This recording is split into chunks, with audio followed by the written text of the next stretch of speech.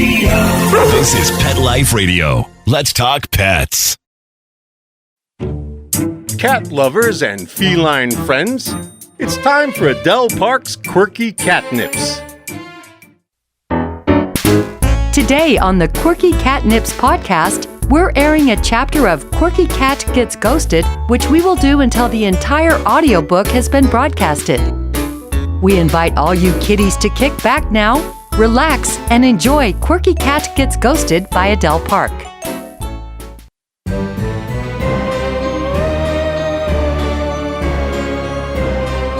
Audio Recording St. George presents Quirky Cat Gets Ghosted. Written, produced, and edited by Adele Park. Narrated by a full cast.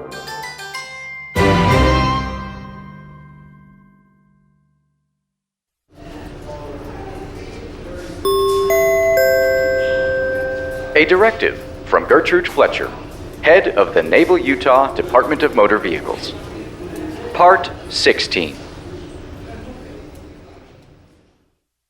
We must have order, or we will succumb to social anarchy. Take these so-called rectal fests, for example. The events staged by Blue McKenna's husband are pure madness. It's what happens when people go loco on a massive scale. Perhaps Blue plans to attend the bodacious gathering being staged by the Rectal Surgeons in Naval's Central Park. Great idea if you want to clear a crowd. One thing that lingers in the afterlife is scent, although it dissipates as time goes on. At the moment, however, Blue is in the ripely rancid stage. She could break up a war zone with that smell. Like me, Dr. Harold Spinkle, known in some circles as Scotty Sphincter, has led a double life. My wayward ward, Blue, was one of the people who helped Dr. Spinkle reveal his alternative identity to the world. That's all good and fine if you're a rock star. Secret agents for the government? Not so much. My understanding is that Dr. Spinkle didn't intentionally set out to deceive anyone. He just got caught with his hand in the wrong orifice.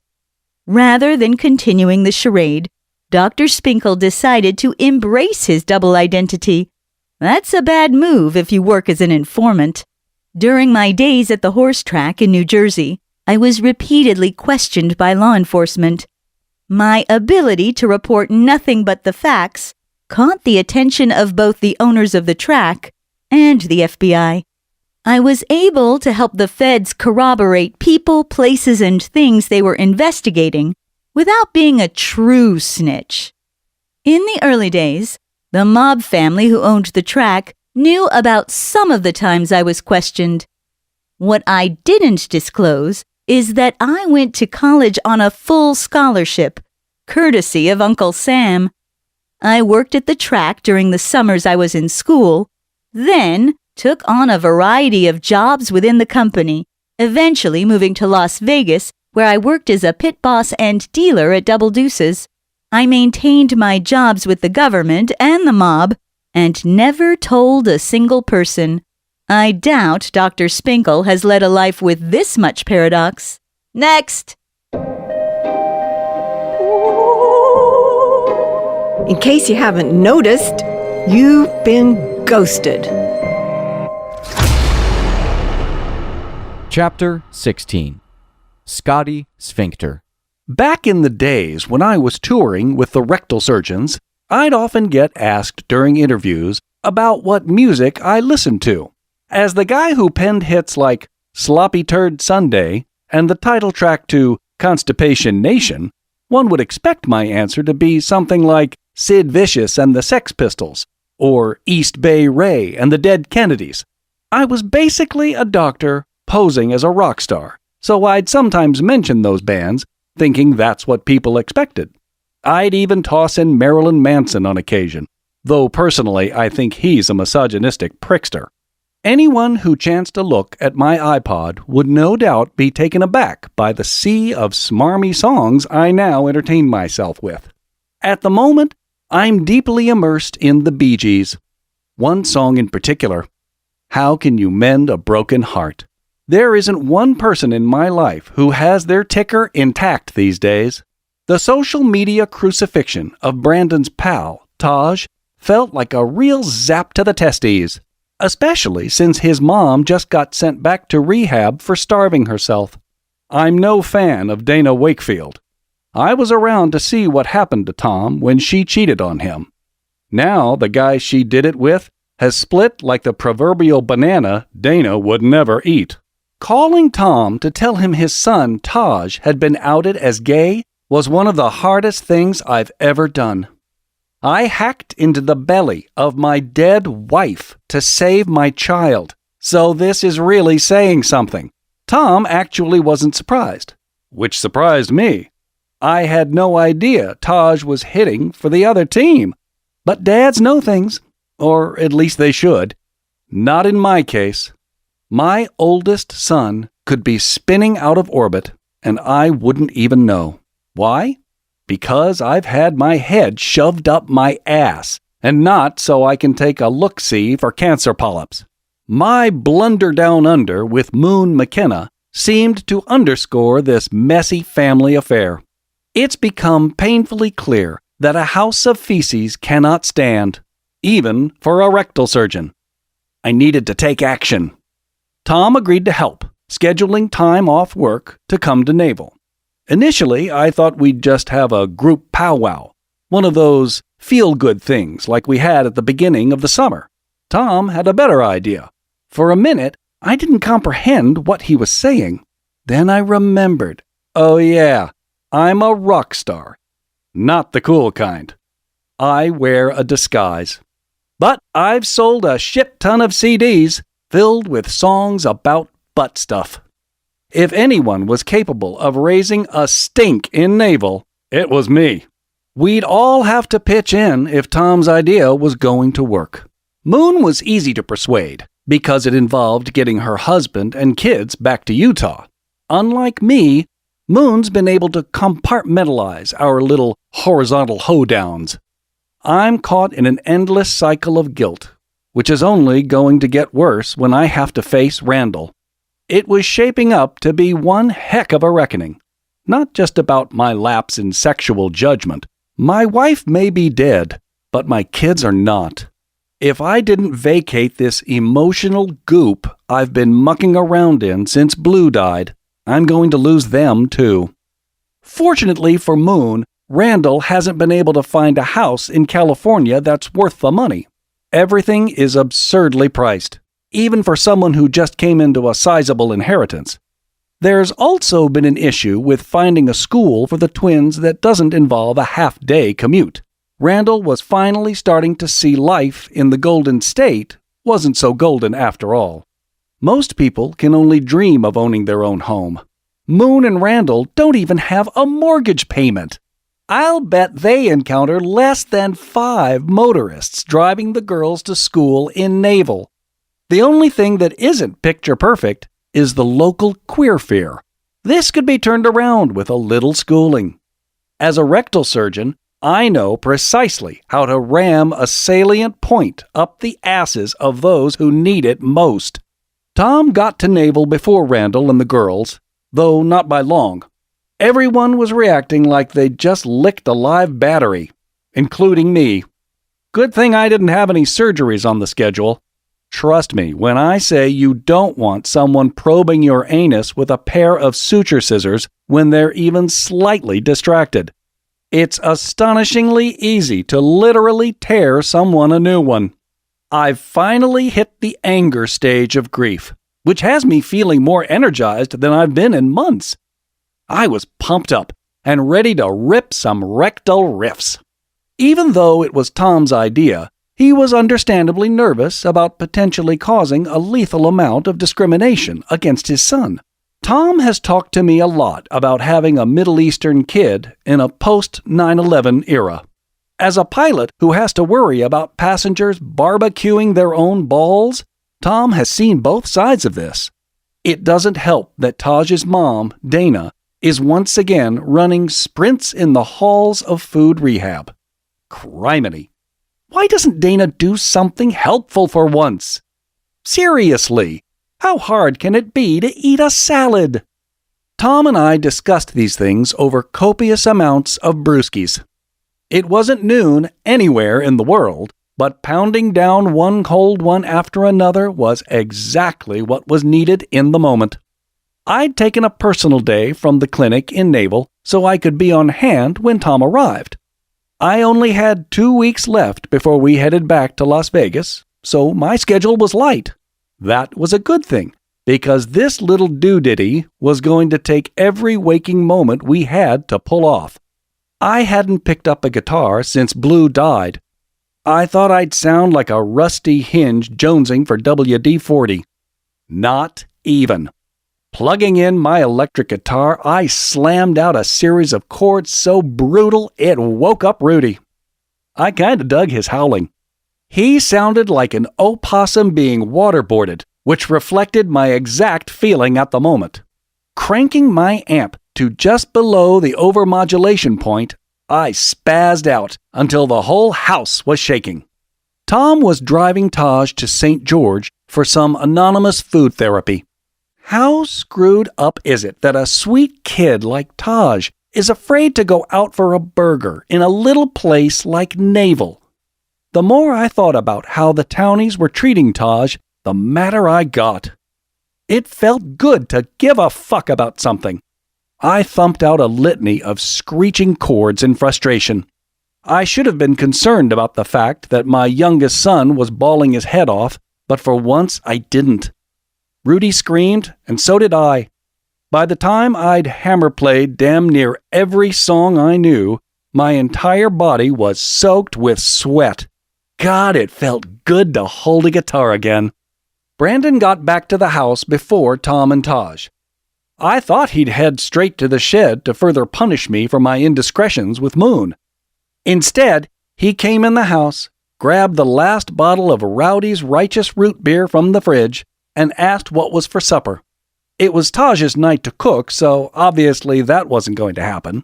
I hadn't been to the store lately and wasn't up for whatever frozen frisbees we had stashed in the icebox. "Tell you what, Brandon," I said, enviously eyeing his frosty bottle of Rowdy's Righteous Root Beer. "I'll treat you to dinner at What's at Stake." Everyone was raving about Naval's newest restaurant. It was owned by someone out of Salt Lake City, hence the absence of a religious term in the title. I knew there would be a line a mile long, but that would give me time to talk with Brandon. Turns out, I'm just as poisonous as Taj. Guilt by association, I guess. Despite a crowd so big it spilled out the door from What's at Stake, we were given a table within minutes. This was the sort of treatment I received in the aftermath of Blue's death.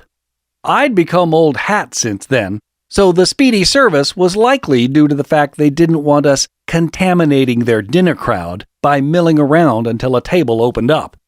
By this point, Rudy was passed out cold. The tirade he unleashed, along with my guitar riffs, had leveled him. Brandon and I were able to hash out what needed to happen next. Hang tight, kitties. We'll be back in a scratch. Pack your bags, kitties. It's time to take a trip to Quirky Cannabis Country. Find out what happens when a writer turns to reality TV as a way to cure an apocalyptic case of writer's block. Reefer madness ensues in Quirky Cannabis Country by Adele Park. Get Quirky Cannabis Country today on Audible.com, Overdrive, and BookBeat. Take a bite out of your competition. Advertise your business with an ad in Pet Life Radio podcasts and radio shows. There is no other pet-related media that is as large and reaches more pet parents and pet lovers than Pet Life Radio. With over 7 million monthly listeners, Pet Life Radio podcasts are available on all major podcast platforms. And our live radio stream goes out to over 250 million subscribers on iHeartRadio, Odyssey, TuneIn, and other streaming apps. For more information on how you can advertise on the #1 pet podcast and radio network, visit PetLifeRadio.com/advertise today. Let's talk pets. Let's talk pets On Pet Life Radio. Pet Life Radio. PetLifeRadio.com.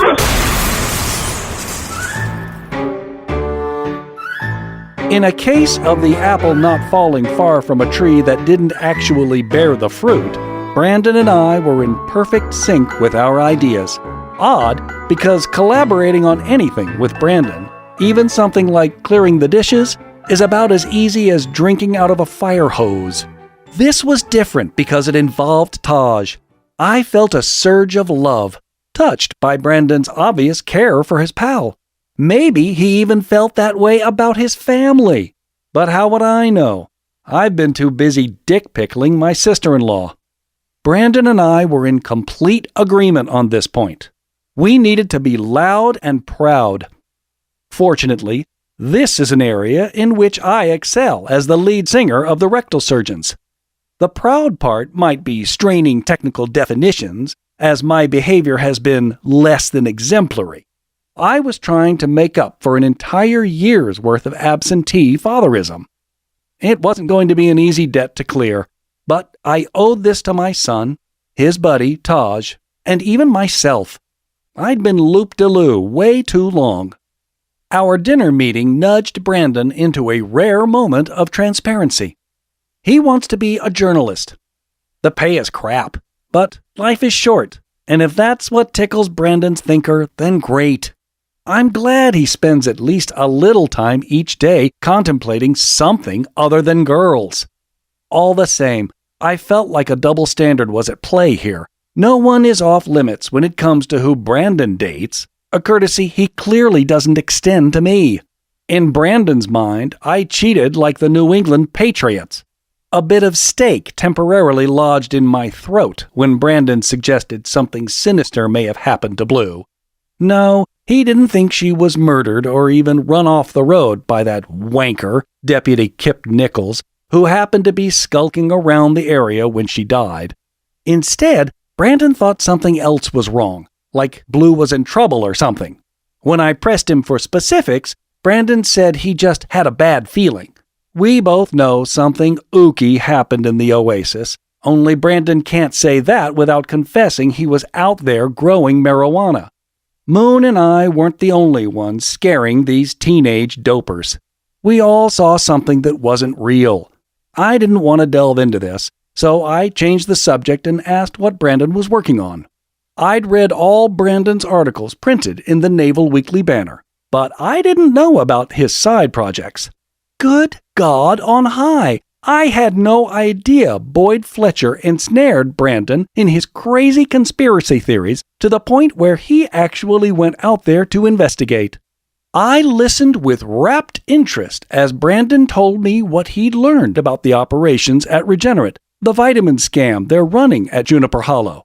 Hey, I'm a doctor. I can say that. If I thought for 1 nanosecond some concoction of seaweed and cat urine could cure colon cancer, don't you think I'd be prescribing it? Even if it worked just a tiny bit? I have patients bring in different products from Regenerate all the time. I'm non-committal, unwilling to disparage a local company, even though I personally think anyone who uses this crap is flushing their money straight down the kludgy. It wasn't the gut garbage made by Regenerate that Brandon wanted to talk about.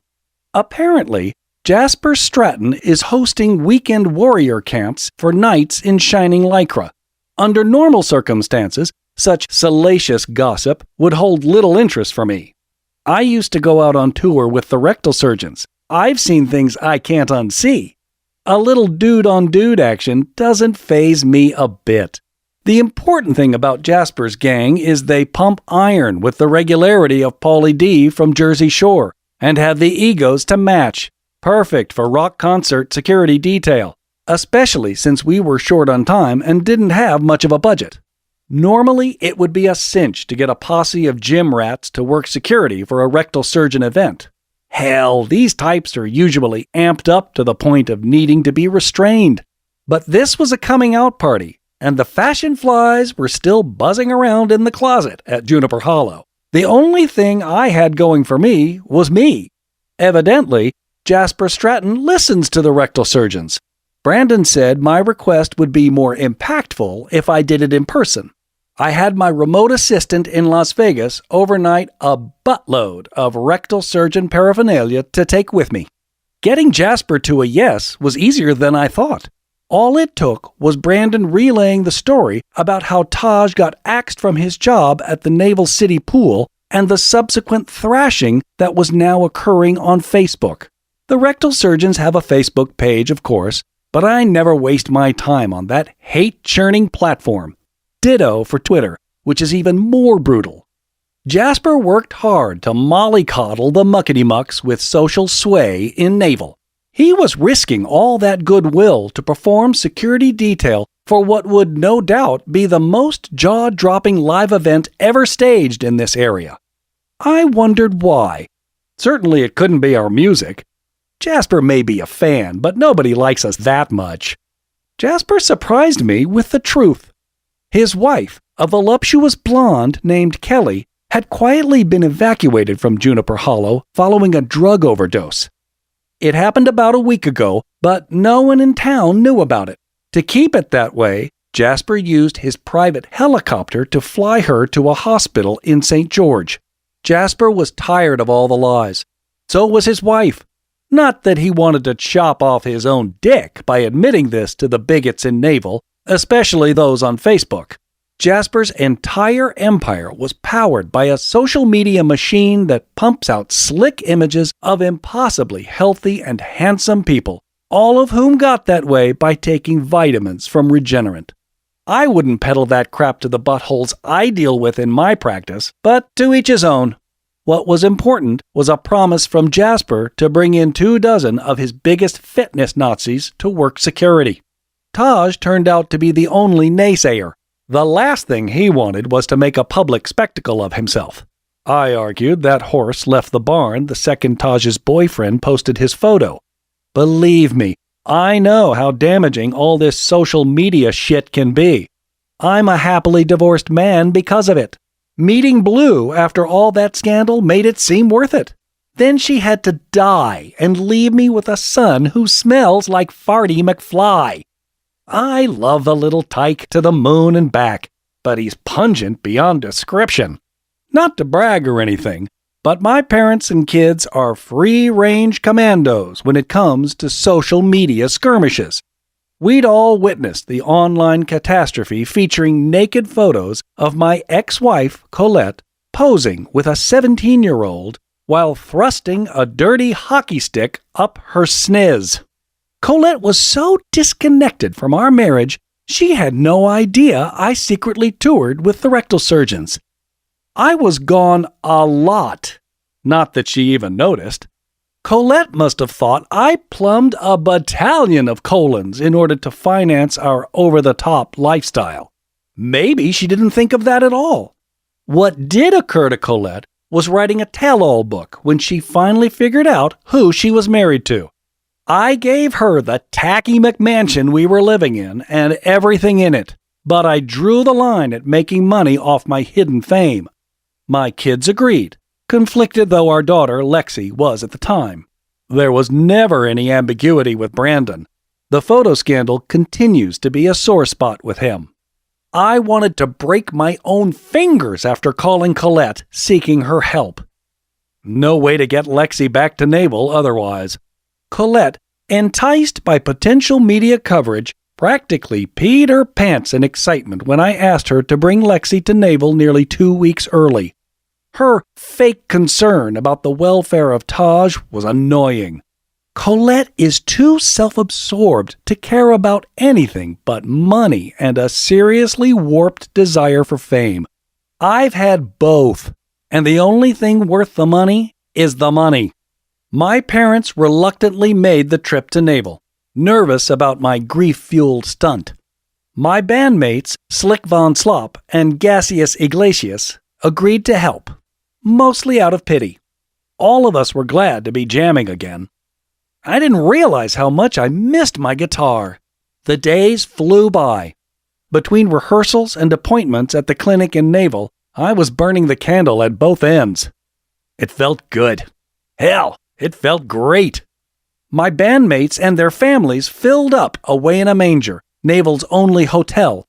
Colette was staying there as well, no doubt trying to entice some lonesome schmuck with her Brazilian waxed honey hole. Why do women want to make themselves look like little girls down there? Sheesh! I'm so glad Blue didn't do that. But Moon does.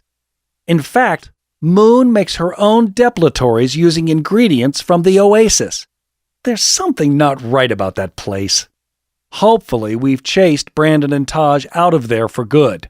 Gaseous Iglesias and Slick Von Slop weren't interested in whatever Colette was offering. Stephen Finch, drug dealer for the band, said she was too old. Ouch! You know you've got stale buns when even Stephen Finch won't touch them.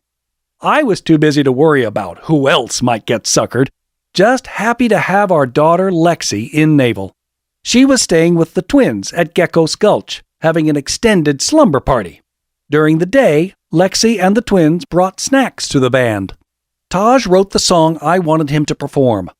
Slick Von Slop has a son who was breaking into the rap circuit, so we brought him in to assist.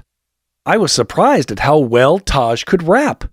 Of course I'd heard Taj and Brandon belting out the lyrics to songs when we were in the car, but I never imagined Taj had any real talent. I doubt he's going to win American Idol, but then there's no guarantee I could win at that mindless competition either. The Rectal Surgeons have sold millions of CDs, but our name doesn't even get whispered during Grammy season. We pulled out all the stops to prepare for the show, including building a stage in the yard at Legacy Grove, replicating the one in Central Park where the performance would be held. I know from experience, it's easy to sing something in the comfort of your bedroom. It's a whole other thing to get up in front of thousands of people and do it. Forget trying to imagine the audience naked, unless you want to really freak yourself out. I've seen the fans who flock to Rectal Surgeons concerts, and let's just say, I don't care to see what 99% of them have to offer under all those Cavity Search World Tour t-shirts. Handing a 15-year-old kid a mic worth as much as my car made me nervous, especially since we were asking him to throw it. Beats the snot out of slamming the damn thing down after his performance like a lot of rappers do.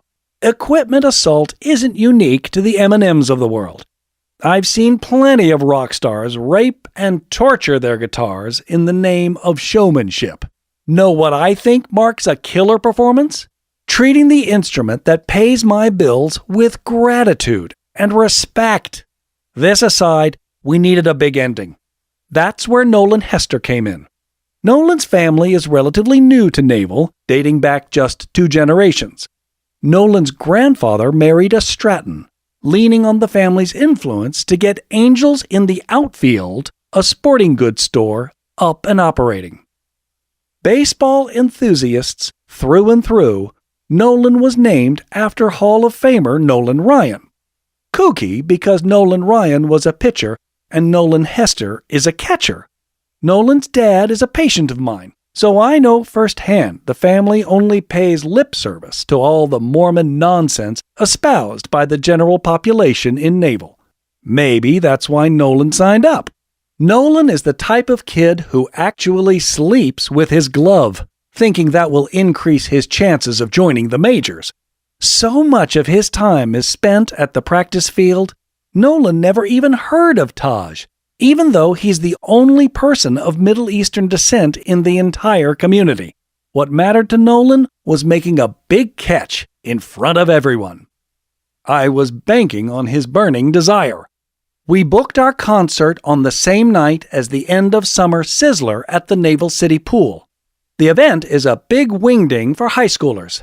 Prior to handing Taj his pink slip, he'd been scheduled to lifeguard that night, something he'd looked forward to because the pay was time and a half. Pulling some strings with our contacts at A Taste of Heaven Bakery, I ordered hundreds of rainbow-colored cookies and cupcakes. It set me back more than I thought, but if we were going to pull this thing off, it had to be spectacular, and it had to be free. Well, free for everyone but me. What happens when cosmetics and polygamy collide? Find out in Quirky Killers by Adele Park. Take a trip to quirky polygamist country, where one of the local brides is just itching to get her husbands to heaven in a hurry. Quirky Killers. Get it today on audible.com. You'll die laughing. Let's Talk Pets, every week on demand, only on PetLifeRadio.com.